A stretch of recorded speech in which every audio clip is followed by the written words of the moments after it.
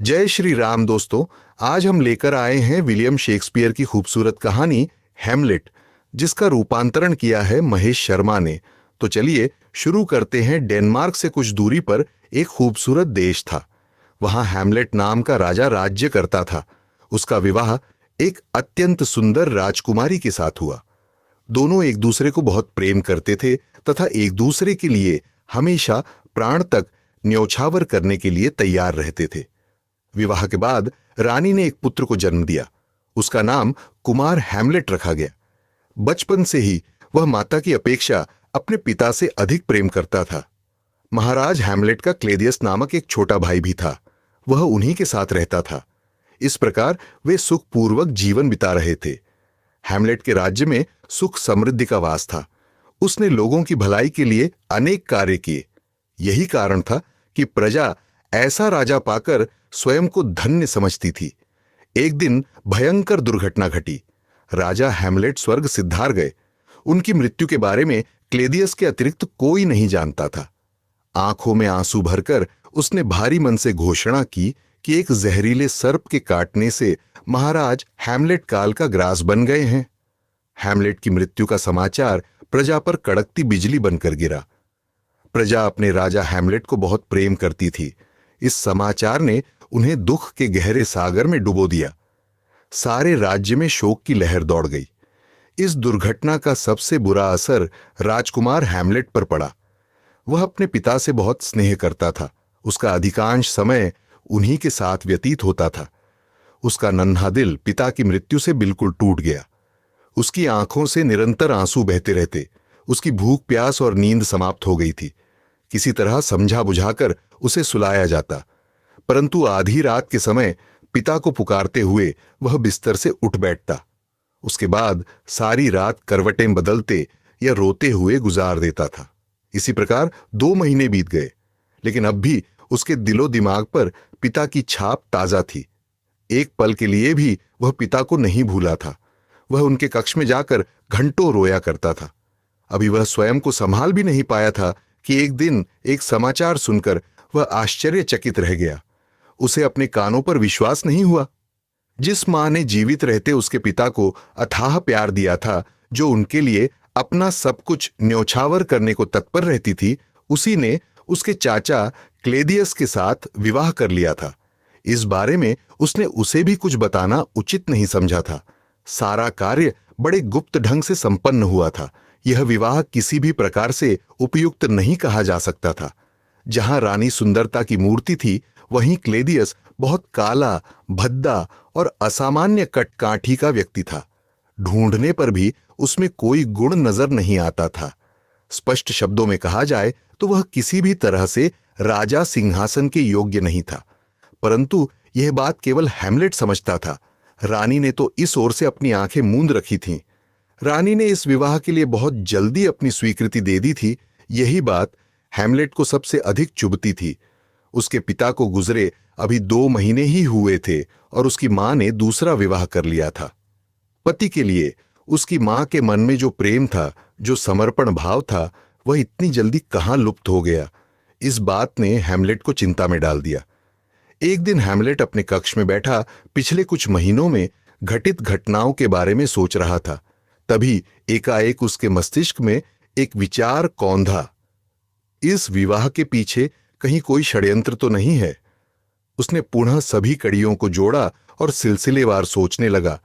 सबसे पहले जहरीले सर्प के काटने पर मेरे पिता की मृत्यु हुई, परंतु इसके बारे में केवल क्लेडियस को पता था। फिर कुछ दिनों बाद उन्होंने और मेरी मां ने विवाह कर लिया। कहीं ऐसा तो नहीं कि मेरे पिता की मृत्यु के पीछे इन दोनों का हाथ हो? कहीं इन्होंने ही तो सर्प बनकर उन्हें नहीं डंस लिया? राज सिंहासन का लोभ अच्छे अच्छों को बुरा काम करने के लिए विवश कर देता है। अवश्य इन्होंने लोभ में आकर मेरे पिता को मरवा दिया और अब वे इस राज्य को हथिया लेना चाहते हैं। हैमलेट जितना सोचता उतना ही विचारों की गुत्थियों में उलझता जाता। अधिक सोचने के कारण दिन दिन उसका स्वास्थ्य गिरने लगा। शरीर सूखकर कांटे की तरह हो गया, चेहरा पीला पड़ गया, आंखें अंदर की ओर धंस गई। लोग उसकी हंसी सुनने को तरस गए। उसके स्थान पर अब वह अत्यंत गंभीर और खोया खोया सा दिखाई देता था। एक दिन वह महल के शाही बाग में टहल रहा था कि तभी एक पहरेदार आया और डरते डरते बोला, राजकुमार, कुछ दिनों से मैं महाराज को महल में देख रहा हूं। अवश्य वह उनकी आत्मा है जो 3 दिन से दिखाई दे रही है। यद्यपि उन्होंने किसी को कुछ नहीं कहा, परंतु उनकी चाल ढाल से लगता है कि वे किसी को ढूंढ रहे हैं। यह बात हैमलेट के लिए किसी आश्चर्य से कम नहीं थी। उसके पिता की आत्मा अभी महल में उपस्थित है, ये जानकर जहां उसे प्रसन्नता हुई, वहीं वह सोच में पड़ गया। धीरे धीरे उसे विश्वास हो गया कि हो न हो महाराज उसे ही ढूंढ रहे हैं। अवश्य वे उससे कुछ कहना चाहते हैं। अंततः राजकुमार ने पिता से मिलने का निश्चय कर लिया। उसी रात वह पहरेदारों के साथ उस स्थान पर जा बैठा जहां उसके पिता की आत्मा को भटकते हुए देखा गया था। उसने इस बारे में किसी को कुछ नहीं बताया। आधी रात का समय था। राजकुमार की आंखों से नींद कोसों दूर थी। तभी एक पहरेदार पास आकर धीरे से बोला, वह देखिए राजकुमार, चबूतरे पर महाराज की आत्मा। राजकुमार ने जल्दी से चबूतरे की ओर देखा। राजसी पोशाक पहने एक छाया धीरे धीरे चलती हुई उसकी ओर आ रही थी। चाल ढाल और वस्त्रों से राजकुमार पहचान गया कि यह उसके पिता ही हैं। उन्होंने वही पोशाक पहन रखी थी जो मृत्यु के समय उनके शरीर पर थी। चांद की रोशनी में वे उसे स्पष्ट नजर आ रहे थे। वह पिताजी कहकर तेजी से उनकी ओर लपका। पहरेदारों ने उसे रोकने की बहुत कोशिश की, लेकिन वह स्वयं को छुड़वाकर उस ओर बढ़ गया।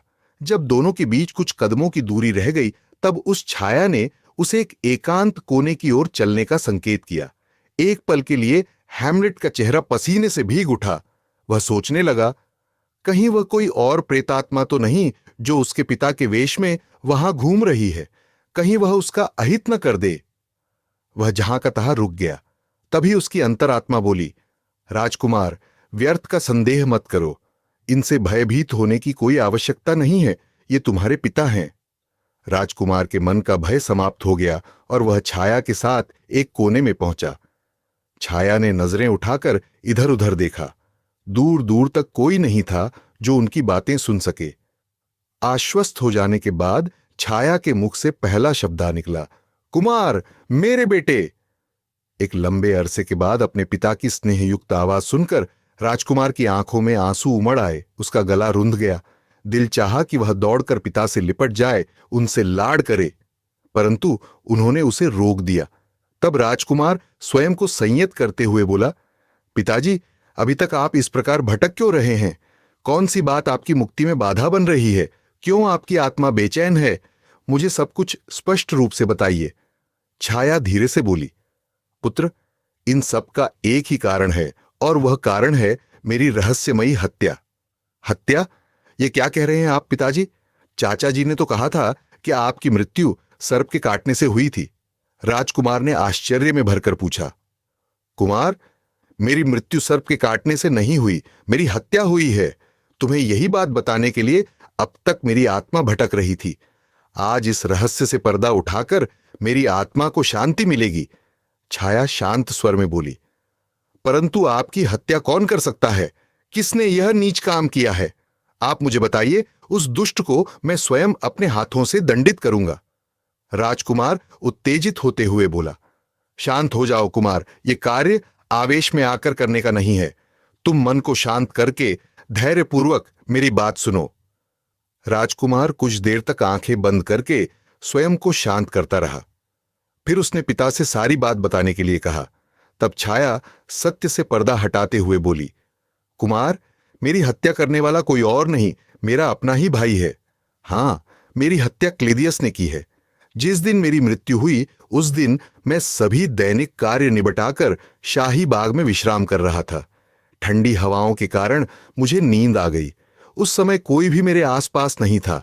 अवसर उचित जानकर क्लेदियस वहां आया और मेरे कान में विषैले द्रव्य की 2 बूंदें डाल दी। उस द्रव्य के प्रभाव से मेरी नसें जल उठीं और मेरा दिल जोर जोर से धड़कने के बाद शांत हो गया।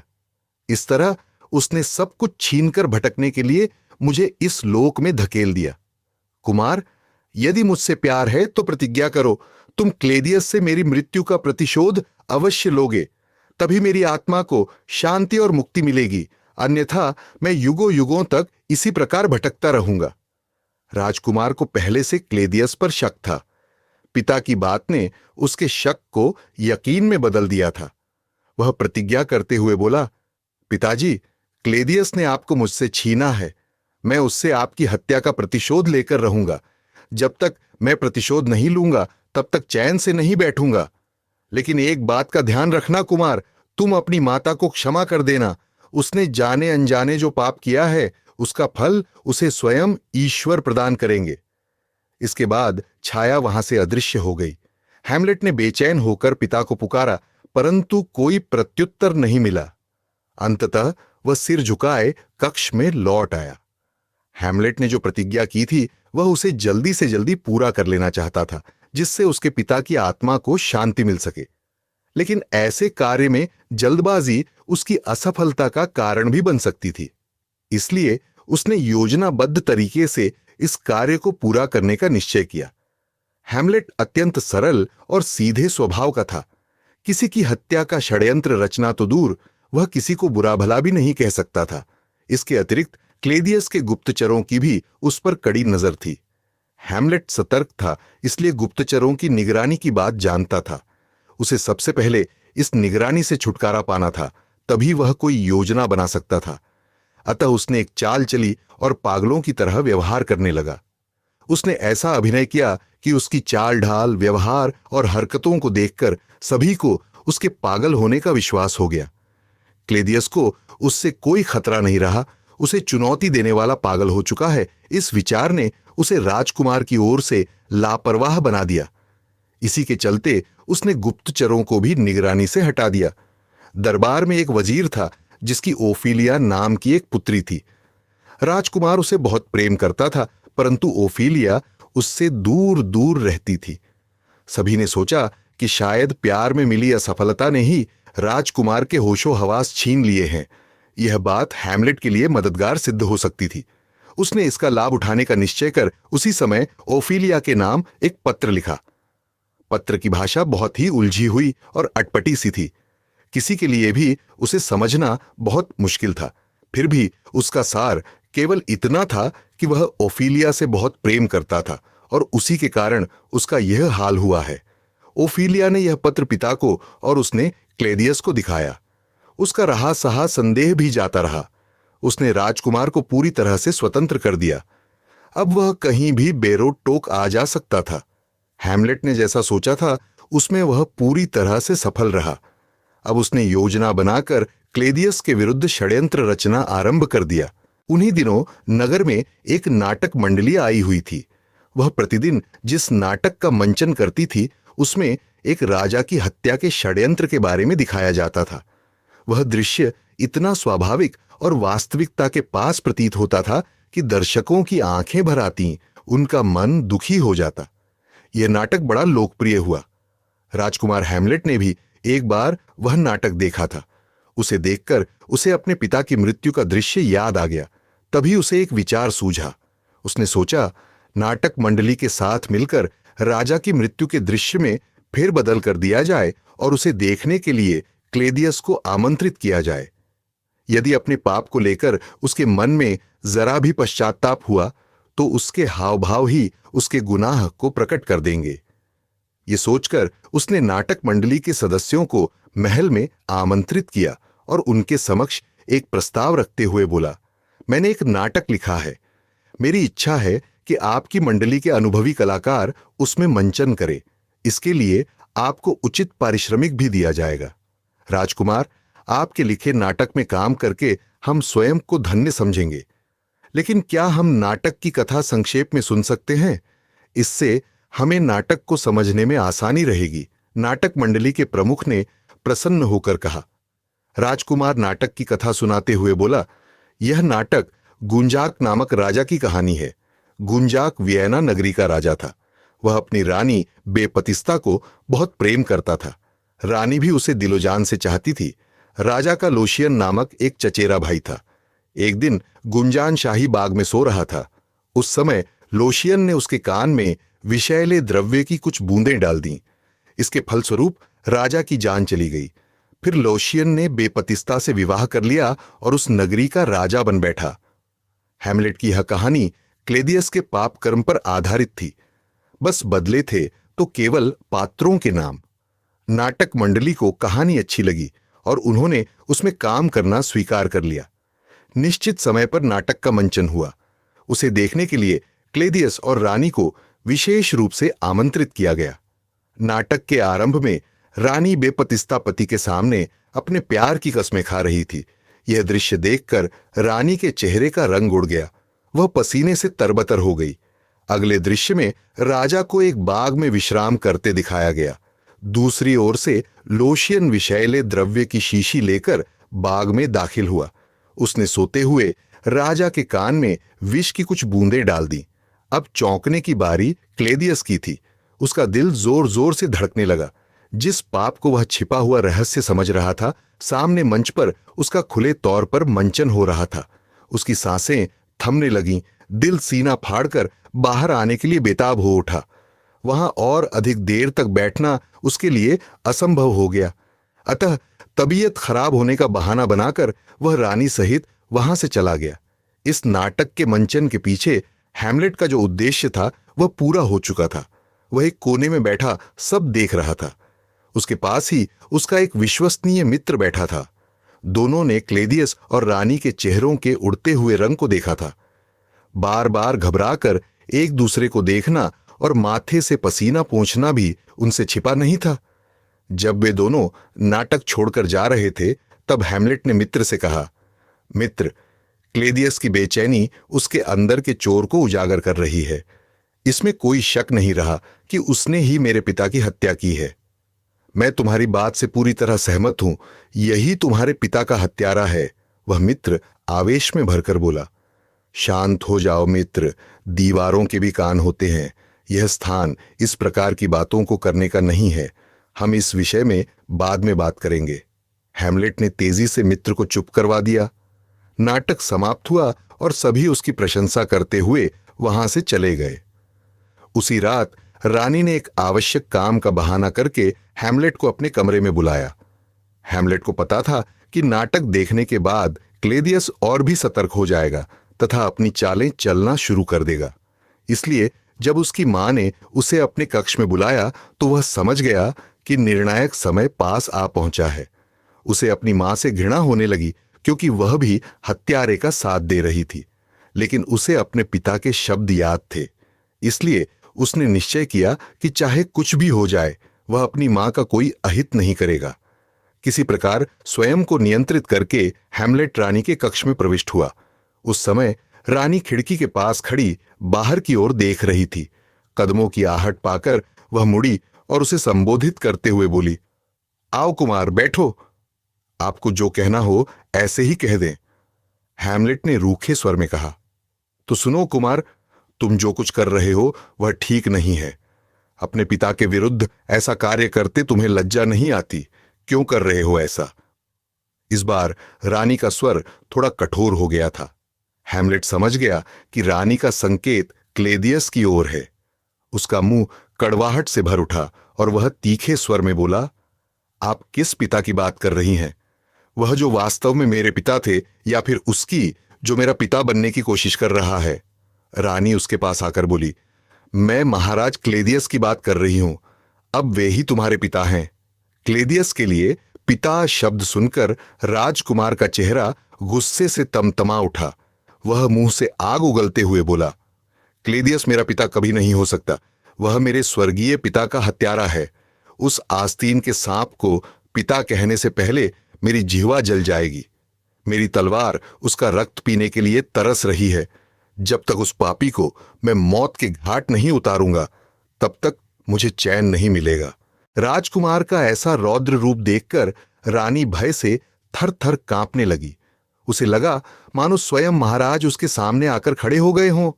वह कुछ कदम पीछे हटी और तेजी से कक्ष से बाहर जाने के लिए मुड़ी। लेकिन राजकुमार ने आगे बढ़कर उसका मार्ग रोक लिया और कठोर स्वर में बोला, रानी मां, जाने से पहले आपको मेरे एक प्रश्न का उत्तर देना होगा, अन्यथा मैं आपको यहां से बाहर नहीं जाने दूंगा। मैं तेरी मां हूं। मुझसे ऐसे बात करते हुए तुझे शर्म नहीं आती? मैं यहां से जा रही हूं, देखती हूं तू क्या करता है। ये कहकर जैसे ही रानी ने आगे कदम बढ़ाया, वैसे ही राजकुमार ने उसका हाथ पकड़ लिया। रानी ने हाथ छुड़ाने की बहुत कोशिश की, लेकिन असफल रही। राजकुमार का गुस्से से भरा चेहरा देखकर वह पहले ही भयभीत थी। हाथ पकड़ने की घटना से उसका रहा सहा साहस भी जवाब दे गया। वह सहायता के लिए चिल्लाने लगी। तभी बरामदे में लगे पर्दे के पीछे से भी बचाओ बचाओ की आवाजें आने लगी। यह आवाज किसी पुरुष की थी। क्लेदियस पर्दे के पीछे खड़ा होकर उनकी सारी बातें सुन रहा था, लेकिन रानी को खतरे में पड़ा देखकर वह सहायता के लिए सैनिकों को पुकार रहा है। यह सोचकर हैमलेट ने तलवार निकाल ली और रानी को छोड़कर पर्दे के पास पहुंच गया। फिर उसने बिना पर्दा हटाए तलवार से उस पर वार कर दिया। कक्ष में एक चीख पूंजी और फिर धड़ाम से किसी के गिरने की आवाज के साथ सब कुछ शांत हो गया। पर्दे के पीछे छिपा आदमी मारा जा चुका है, यह सोचकर राजकुमार निश्चिंत हो गया था। वह उस व्यक्ति को देखना चाहता था। उसने आगे बढ़कर पर्दा एक ओर सरका दिया। जमीन पर ओफिलिया के पिता की लाश पड़ी थी। वह क्लेदियस का विश्वास पात्र था और उसी के कहने पर वहां छिपकर उनकी बातें सुन रहा था। राजकुमार के मुंह से अफसोस भरी आह निकली। अनजाने में मैंने इनकी हत्या कर दी, इसके लिए ओफिलिया मुझे कभी माफ नहीं करेगी। इसके बाद हैमलेट रानी की ओर मुड़ा। उसके हाथ में खून सनी तलवार देखकर रानी की सांसें उखड़ने लगीं। हालत ऐसी हो गई मानो उसके प्राण निकलने वाले हों। हैमलेट ने तलवार नीचे कर ली और रानी के कंधों पर हाथ रखकर स्नेह भरे स्वर में बोला, मां, तुम्हें मुझसे डरने की कोई आवश्यकता नहीं है। मैं तुम्हारा पुत्र हूं। मैंने तुम्हारे अंश से जन्म लिया है। आज भी मैं तुम्हारा उतना ही सम्मान करता हूं जितना पहले करता था। परंतु मां, यह सच है कि क्लेदियस ने महाराज की हत्या की है। उसके हाथ महाराज के खून से रंगे हुए हैं। उसने सिंहासन पर अधिकार करने के लिए ही आपसे विवाह किया है। उस जैसे पापी और नीच का साथ देकर आप अपने वंश को कलंकित कर रही हैं। राजकुमार की बातें सुनकर रानी की नजरें शर्म से झुक गई। उसके पास कहने को कुछ भी नहीं बचा था। हैमलेट ने माता का चेहरा ऊपर उठाया और दीवार पर टंगी महाराज की तस्वीर की ओर संकेत करते हुए बोला, देखो मां, पिताजी हमारी ओर कितनी उम्मीद भरी निगाहों से देख रहे हैं। वे अपने हत्यारे से प्रतिशोध चाहते हैं। वे चाहते हैं कि हम एक साथ क्लेदियस को उसके किए की सजा दें। इस काम में आप मेरी सहायता करेंगी? हैमलेट के मुंह से ये स्नेहपूर्ण शब्द सुनकर रानी की आंखों में आंसू भर आए। उसके मन में ममता का सागर हिलोरें लेने लगा। उसने पुत्र को गले से लगा लिया। हैमलेट उसे सांत्वना देते हुए बोला, तुम चिंता मत करो मां, मैं क्लेदियस को उसके किए की सजा अवश्य दूंगा।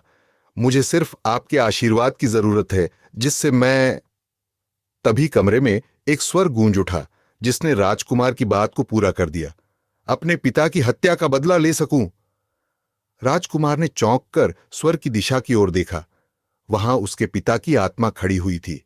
वह खुशी से चीख पड़ा, पिताजी, आप आ गए पिताजी। महाराज की आत्मा शांत स्वर में बोली, पुत्र, मैं तुम्हें यहां तुम्हारे कर्तव्य की याद दिलाने आया हूं। तुम्हें अपनी प्रतिज्ञा याद है ना कुमार? तुम्हें क्लेदियस से मेरी हत्या का बदला लेना है। पिताजी, मैं यह बात कभी नहीं भूल सकता। अपनी प्रतिज्ञा पूरी करने के लिए मैं अपने प्राणों की आहुति देने से भी पीछे नहीं हटूंगा। उसे अपने पाप का फल अवश्य भुगतना होगा। राजकुमार उत्तेजित होकर बोला, पुत्र, याद रखना, जब तक क्लेदियस जीवित है तब तक मेरी आत्मा को शांति नहीं मिलेगी। मैं इसी तरह यहां वहां भटकता रहूंगा। उससे प्रतिशोध ही मेरी मुक्ति का एकमात्र उपाय है। यह कहकर राजा की आत्मा अदृश्य हो गई। रानी आश्चर्यचकित होकर कभी राजकुमार को देख रही थी तो कभी उस स्थान की ओर जिस ओर राजकुमार मुंह करके बोल रहा था। न तो उसे वहां कोई दिखाई दिया, न ही उसने किसी की आवाज सुनी, परंतु उसे अपने चारों ओर सर्द सी एक लहर अवश्य महसूस हो रही थी। उसी के कारण वह थरथर कांप रही थी। हैमलेट जानता था कि रानी महाराज की आत्मा की उपस्थिति से पूरी तरह अनजान है, इसलिए उसने भी इस विषय में उसे कुछ नहीं बताया। वह केवल इतना ही बोला, मां, आप क्लेदियस से सावधान रहना। जो पापी एक हत्या कर सकता है, उसे दूसरी हत्या करने से कोई डर नहीं लगेगा। अगर उसे पता चल गया कि आप मेरा साथ दे रही हैं, तो वह आपको भी जीवित नहीं छोड़ेगा। इसलिए जो कुछ भी करना, सोच समझ कर करना। यह कहकर वह कक्ष से बाहर चला गया। उधर क्लेदियस को गुप्तचरों द्वारा माता पुत्र के इस मिलन की खबर मिल गई थी। उसने निश्चय कर लिया कि वह कल ही राजकुमार को विदेश भेज देगा। दूसरे दिन प्रातःकाल उसने हैमलेट को बुलाया और कठोर स्वर में बोला, कुमार, कल रात तुमने सबसे वरिष्ठ और वफादार वजीर की हत्या करके हमारे लिए संकट पैदा कर दिया है। इस घटना से प्रजाजन में क्रोध और असंतोष की लहर उठ रही है। इसलिए उचित यही है कि तुम कुछ दिनों के लिए यहां से कहीं दूर चले जाओ। मैंने इसका सारा इंतजाम भी कर दिया है। जब यहां सब कुछ शांत हो जाएगा, तब तुम वापस लौट आना। इसके बाद उसने 2 विश्वसनीय अधिकारियों के साथ राजकुमार को जबरदस्ती जहाज पर चढ़ाकर विदेश भेज दिया। अफसरों को विशेष हिदायत दी गई थी कि मार्ग में अवसर देखकर उसे मौत के घाट उतार दिया जाए। राजकुमार उसके इरादों को भली भांति समझ रहा था, लेकिन वह विवश था। परंतु जाको राखे साइयां मार सके न कोई। मार्ग में समुद्री डाकुओं ने जहाज पर आक्रमण कर दिया। दोनों पक्षों में भयंकर युद्ध हुआ, जिसमें दोनों अधिकारी मारे गए। परंतु डाकुओं का सरदार हैमलेट को पहले से पहचानता था, अतः उसने उसे ससम्मान वापस डेनमार्क भेज दिया। डेनमार्क पहुंचते ही राजकुमार को एक बुरी खबर मिली। पिता की मृत्यु से ओफिलिया को गहरा सदमा पहुंचा था। इस सदमे को सहन न कर सकने के कारण उसने आत्महत्या कर ली। उस समय उसका अंतिम संस्कार किया जा रहा था। इस खबर ने हैमलेट को बुरी तरह से हिलाकर रख दिया। वह विक्षिप्त की तरह तेजी से उस ओर भागा जहां ओफिलिया का शव रखा हुआ था। उसका भाई उसे दफनाने की तैयारी कर रहा था। उस समय क्लेदियस, रानी तथा अन्य दरबारीगण उसकी अंतिम क्रिया में उपस्थित थे। हैमलेट तेजी से भीड़ को चीरता हुआ आया और ओफिलिया के शव से लिपटकर जोर जोर से रोने लगा। उसका भाई एक पल के भौचक्का रह गया। फिर उसे याद आया कि इसी ने उसके पिता की हत्या की थी और इसी के कारण आज उसकी बहन उसे छोड़कर चली गई। उसने हैमलेट को पकड़ लिया और लात घूंसों से उसकी पिटाई करने लगा। हैमलेट को पिटते देख क्लेदियस मन ही मन बहुत खुश हो रहा था। वह चाहता था कि आज उसके रास्ते से हैमलेट नाम का कांटा हमेशा के लिए निकल जाए। परंतु तभी कुछ दरबारियों ने आगे बढ़कर दोनों को अलग अलग कर दिया। ओफिलिया का भाई क्लेदियस को संबोधित करते हुए बोला, महाराज, इसी ने मेरे पिता की हत्या की है। इसी के कारण मेरी बहन ने आत्महत्या की है। इसने मेरा घर उजाड़ दिया है। मैं इसे अपने हाथों से दंड देना चाहता हूं। तुम्हारे आरोप 100% सही हैं, परंतु इसका अर्थ यह नहीं है कि इसे तुम इस प्रकार दंडित करो। मैं तुम दोनों के बीच द्वंद्व युद्ध निश्चित करता हूं। इसमें जो विजयी होगा उसे ही जीवित रहने का अधिकार होगा। क्लेदियस ने मन ही मन मुस्कुराते हुए अपना निर्णय दिया। इस निर्णय के पीछे क्लेदियस का कुटिल दिमाग चल रहा था। वह जानता था कि ओफिलिया के भाई की तुलना में राजकुमार अभी बच्चा है। वह उसका सामना नहीं कर पाएगा। द्वंद्व युद्ध में नकली तलवारों का प्रयोग किया जाता था, लेकिन उसने ओफिलिया के भाई को असली तलवार थमा दी। उस तलवार में तेज जहर लगा हुआ था। यदि युद्ध में राजकुमार बच गया तो उसे मारने के लिए क्लेदियस ने एक और षड्यंत्र रचा था।